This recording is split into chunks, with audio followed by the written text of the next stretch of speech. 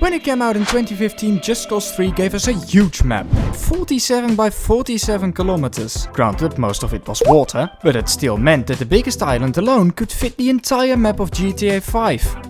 Twice. So naturally, that got me curious to see how many people call this decrepit dictatorship home. But before I go off determining the population and all, I need to confess today I'm also interested in something else. As you probably know, there are quite some military bases on the map.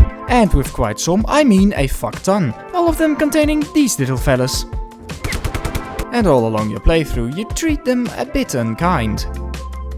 And whilst playing the game, I always wondered, where do these guys keep coming from? So today, next to counting the population, I'm also going to estimate how many soldiers are on the map, to see whether the amount is somewhat realistic. So the first and main thing we have to determine is population. Usually I do this by taking different areas of the map and painstakingly counting every house, and then multiplying that with the amount of people that live in every house, in the corresponding country. But seeing as this map's quality leaves something to be desired, and I could not find any better map online, I instead resorted to painstakingly going town to town and counting everything in one go. To make life a bit easier for myself, I decided to start with the archipelago, which I thought would be nice and easy to, warm up with. Well, turns out, no. To understand why, I'll be explaining a bit about the houses used throughout the game. Cause there are two types. The old type of housing that makes up most towns, and a new type of housing, exclusively high-rises, that can be found in the bigger towns right against the old town. These mass-built low-quality flats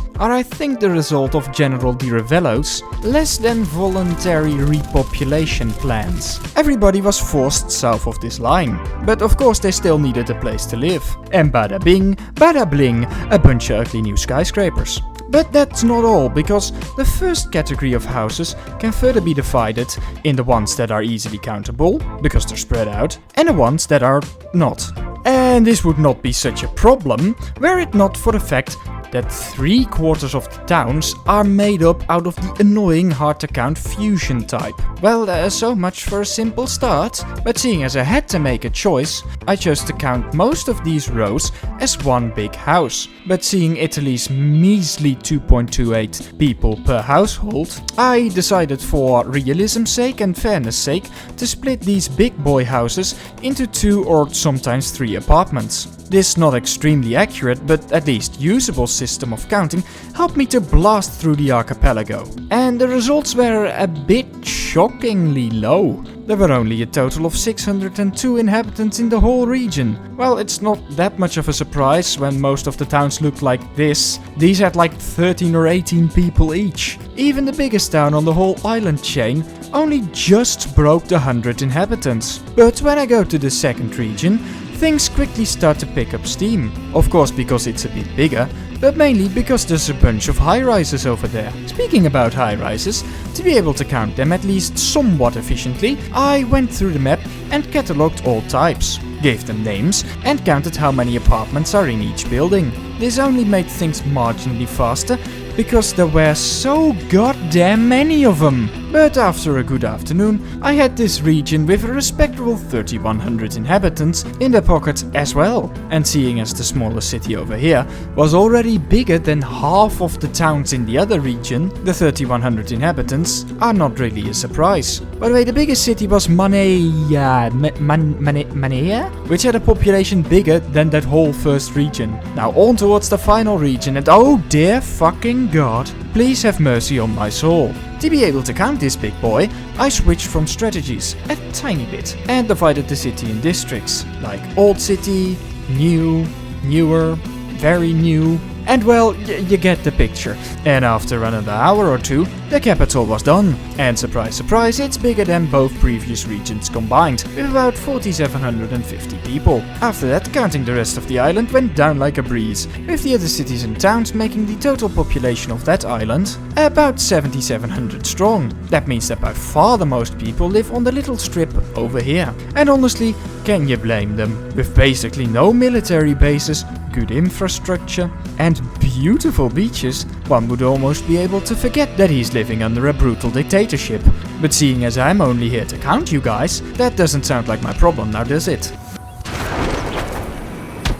If we add everything up, we get about 11,500 inhabitants for the nation of Medici. Which, now that I say it out loud, does not sound like it would be enough to support the monstrous amount of military personnel that you encounter throughout your playthrough. But there's only one way to be sure. Luckily, I've come up with a fairly quick and not completely mind-melting way to estimate the total amount of personnel. If you've ever played Just Cause 3, you'll probably have come to the conclusion that the military bases differ drastically in size. There are a whole lot that are equally small and can basically all be overthrown with a fart in their general direction. Then there are those that are a bit bigger, and after that come the ones that make you wobble. So for every size, plus the 2 types of police stations that also hold military personnel, I've tried to count the amount of military personnel 2 times. Then I took the averages of all the different types and times them with the amount of times the type of base appeared across the map. And it should be a relatively accurate amount of soldiers the fellow has to guard his beloved nation. The only thing I did not count were the random checkpoints throughout the map, but seeing as the bases I counted called for reinforcements, and they gotta come from somewhere, I assume the number of checkpoint people and reinforcements is more or less equal. Or if you assume I missed some soldiers, which I definitely did, about 3,000 soldiers under his command. Or a little under a quarter of the population. Which is nuts! Those numbers are like some total war shit. But this guy just has that casually laying around even before the rebellion starts. To be fair, he does employ a bunch of mercenary soldiers from the Black Hand, which I assume are not citizens of Medici itself, and make up at least a quarter of his entire army. And if you want to keep in mind that there is no more police or any other type of security enforcement besides the army, a 19% rate is still insane. But hey, Mr. General's mining a lot of Bavarium, alright? And hey,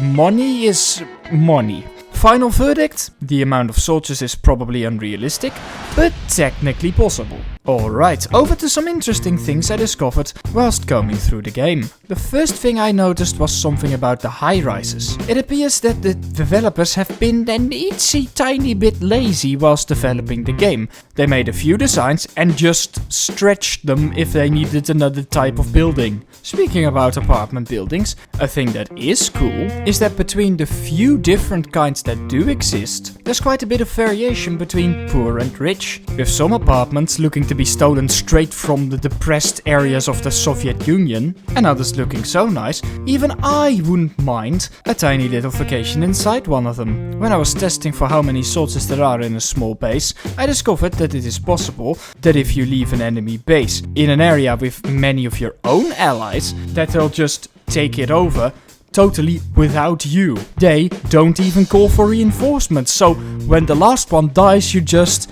have a completely empty enemy base for yourself to explore. Lastly, I'd like to have a look at these houses. These are already the type of annoying houses that are very hard to determine the exact contents of. But this one is also just stretched into the floor. Actually, all of these are. In case you're interested, here are some of the notes I took whilst counting. I hope you found this video entertaining and hopefully see you next week.